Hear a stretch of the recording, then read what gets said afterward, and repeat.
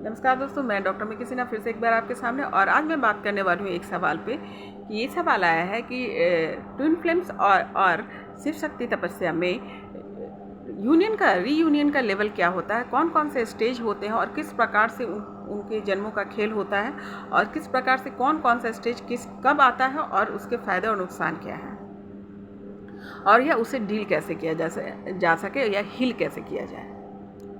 तो ये संभव नहीं कि एक ही वीडियो में कंप्लीट कर पाऊँ मैं, तो मैं एक एक करके इसे डील करूँगी। और पहले मैं ये बता दूँ कि कितने प्रकार के आपके मुख्य रीयूनियंस हैं। तो रीयूनियन में सबसे पहला जो है फिजिकल रीयूनियन, दूसरा है मेंटल, तीसरा है इमोशनल एंड चौथा है स्पिरिचुअल।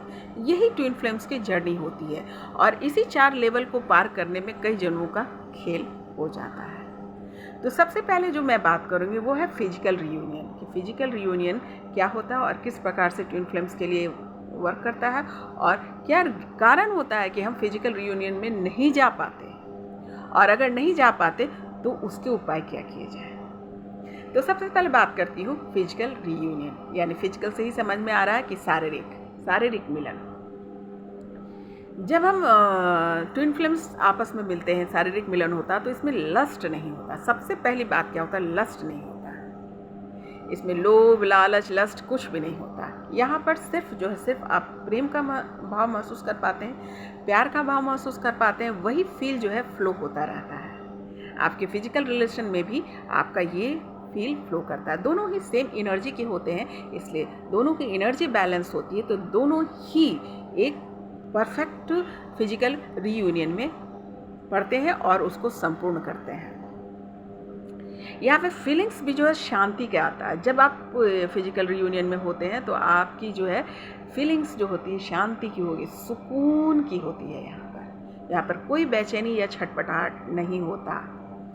उसके बाद क्या होता है, और यहाँ पर एक दूसरे का ख्याल रखते हैं, उनकी शांति का ख्याल, उनके प्यार का ख्याल, उसके प्रेम का ख्याल, उनके शरीर का ख्याल, सभी चीज़ों का ख्याल एक दूसरे का रखते हैं कि दोनों ही सेम एनर्जी है, तो दोनों की फील बहुत मजबूत होते हैं, दोनों की भावनाओं को एक दूसरे को बहुत अच्छे से पकड़ पाते हैं और इसके वजह से ये यहाँ पर अच्छी फीलिंग्स। अब ये होता है कि इतनी सारे आपके अच्छे व्यवहार या अच्छे माहौल में आप रहेंगे तो सीधी सी बात है कि तरक्की आपकी होनी लाजमी है। और यही कई जन्मों के खेल, जब बहुत सारे जो अपलेशन पूरा करते जाते हैं, करने के बाद जब क्या होता है, यही फिजिकल रीयूनियन के दौरान भी चूँकि एनर्जी सेम है और उसकी वजह से आपकी अवेकनिंग हो जाती है, जैसे कुंडलनी का जागृत होना। बहुत बार जो ऐसा देखा गया है कि ट्विन फ्लेम्स या शिव शक्ति के सिर्फ फिजिकल रीयूनियन होने की वजह से जो उनकी कुंडलियाँ जागृत हो जाती है या उनके चक्रास ओपन हो जाते हैं। तो वेरी इंपॉर्टेंट ना, क्योंकि ट्विन फ्लेम्स और शिव शक्ति की जो जर्नी है ये यही है कि आखिरी तक स्पिरिचुअल तक पहुंचना। और फिजिकल रीयूनियन में भी वहाँ से आपकी अवेकनिंग स्टार्ट हो जाती है, यानी आप स्पिरिचुअल की बढ़ने लगते हैं, वो शक्ति आपकी जागृत हो जाती है आपको आगे बढ़ाने के लिए। ये तो हुआ कि आप जब फिजिकल रीयूनियन होता है तो क्या मिलता है उन्हें, क्या महसूस होता है और किस तरीके के डेवलपमेंट होता है, किस प्रकार से उनकी अवेकनिंग भी स्टार्ट हो जाती है। अब ये कि ऐसा क्या कारण है कि इनके रीयूनियन नहीं हो पाते, है ना, ट्विन फ्लेम्स आपस में मिल नहीं पाते या फिजिकल रीयूनियन नहीं हो पाता उनका। इसके रीज़न भी क्या है, इसके रीज़न क्या होते हैं दोस्तों, उस पर ज़रा गौर करते हैं। दरअसल होता क्या है कि अपने कर्मों की वजह से क्या होता है, प्रारब्ध की वजह से कई बार जो है हम अपने फ्लेम से बिछड़ते हैं और कार्मिक मेट्स के संपर्क में आ जाते हैं। एज ए पति पत्नी के रूप में, कभी प्रेमिका के रूप में, कभी प्रेमी के रूप में वो हमारे लाइफ में एंट्री लेते हैं, जो आपको टारगेट करते हैं। और कार्मिक मेट्स जो होते हैं अपेक्षाकृत ट्विन फ्लेम्स या शिव शक्ति के, उनके लोअर फ्रीक्वेंसी वाइब्रेशन होते हैं, एनर्जी होती है।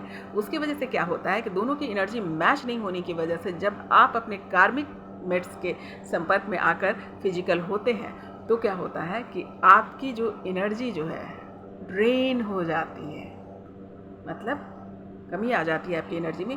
दूसरी बात, कुदरत के नियम के अनुसार जब भी आप किसी भी व्यक्ति के साथ फिजिकल शारीरिक संबंध बनाते हैं तो उसके कर्मा भी आपके अंदर ट्रांसफ़र हो जाते हैं, यानी कि आपकी एनर्जी वो ले लेते हैं और उनकी एनर्जी आप में ट्रांसफ़र हो जाता है ना। आप हाई लेवल की एनर्जी है आपकी, तो आपकी एनर्जी उनमें गई तो उनको प्रॉफिट ही हो गया। लेकिन आप जब उस एनर्जी को लेते हैं तो आप मुसीबत में पड़ जाते हैं, आप ड्रेन हो जाते हैं, आपकी कमी आ जाती है आपकी एनर्जी में। फिर क्या होता है कि जो कर्म, उनके संस्कार या कर्म आपने अपने अंदर लिया है, उसको आपको झेलना पड़ेगा, कुदरत का नियम। इसकी वजह से क्या होता है, आपकी एनर्जी ड्रेन हो गई, आप कर्म में पड़ गए, मतलब बुरी स्थिति में चले गए, और यहाँ आपकी जो एनर्जी है दूसरी नेक्स्ट फ्लेम जो है वो हाई वाइब्रेशन एनर्जी में, तो वहाँ पर मैच करना मुश्किल हो जाता है। तब क्या होता है कि इससे बचकर कैसे निकले, और ये पिछले आपके संस्कार, जो भी कार्मिक बॉन्ड जो है वो अपने संस्कार के साथ आएंगे और अपना संस्कार आपके अंदर डालेंगे। और इससे बचने का क्या उपाय है? इससे बचने का, क्योंकि ये हमारे कर्मों का ही खेल है कि हमारी जो कर्म है उसकी वजह से ये सिचुएशन रिपीट हो रहा, और ये सिचुएशन रिपीट ना हो और इससे हम कैसे बच के निकले, उसके रीज़न पे जाते हैं, उसके उपाय पे जाते हैं कि कैसे वहाँ से बचें।